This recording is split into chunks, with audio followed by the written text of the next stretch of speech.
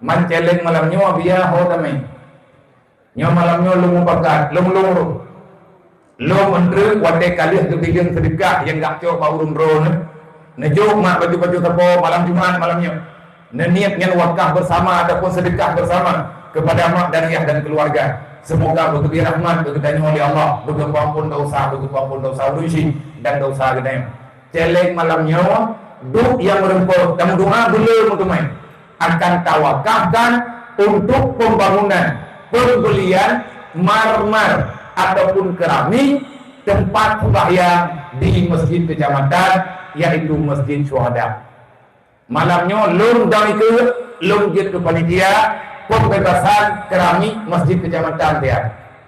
Yang hana ju napeng kajian hana tim ju. Ya Allah napa kata banyak. Bejai merempok peng malamnya. Ilmu malamnya ku belaw sihmu. Ilmu kuno wakaf ka ayah lu. Ayah lu ka meninggal ka gua ba Allah. Ubi napeng ubi mampulung lung belaw malamnya.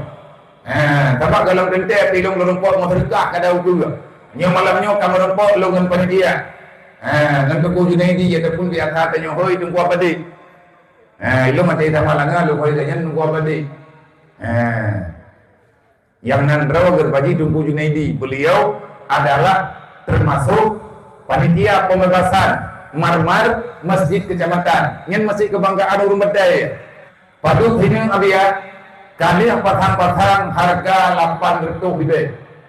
Sini tablaw sini kali na tumen inan karena engkau patang. Abih bank untuk sini lihat patang langsung dia semaya dengan harga 800 ribu rupiah.